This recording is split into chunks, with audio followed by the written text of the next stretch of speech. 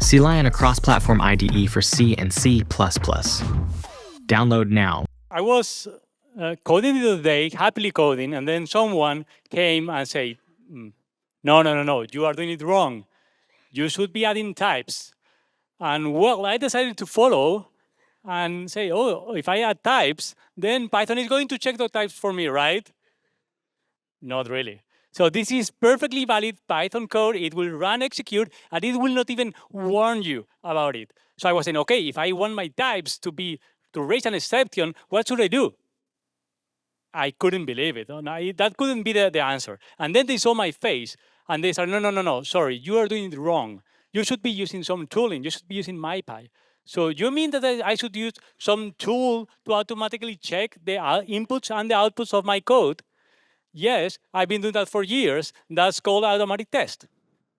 But then they were seeing my face. No, but it's also for the reader. The types are also for the readers. Developers are going to read your code, and they need the type annotations, right? And this is the reason why us in the C++ committee, we hate the developers so much that we created for them modern C++, right? So typed. But no, but it's not for the readers. It's also for the writer.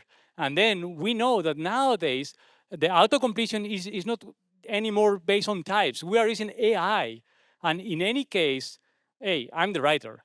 And it's not good for me. I'm telling that it's not good for me. I don't like it.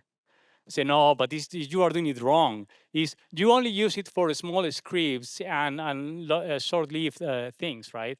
And well, actually, no. I have one of those projects, a large project by a team, used in production, downloaded 1.5 million times per month, right? Which makes it one of the 1% top downloaded projects in PyPI, which makes it a PyPI critical project. We have some security measures there because of that.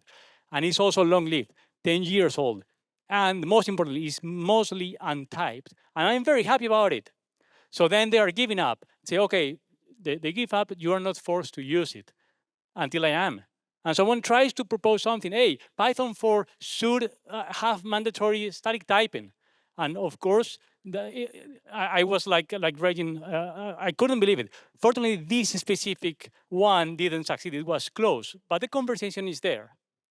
And I couldn't believe it. I was probably not alone out there. And I was doing some research, and I found very interesting points. People, voices saying something like this. If I have to type something like this Fibonacci here in Python like this, and this is the equivalent Rust code, why I'm going to type this in Python anymore? I would go for Kotlin or Rust or C++ or NIM, any other languages, because Python advantages probably are not that interesting for me anymore. And not only those voices, also very relevant people, like the creator of Flask in this case, and many other open source Python packages there, they wrote a blog post last year. And the final conclusion of the blog post is that the value of Python typing is simply not worth for them. It doesn't pay the dividends, right? So then I asked the AI, of course, why not? And in this case, ChatGPT was giving me Python code and type, and I was so happy.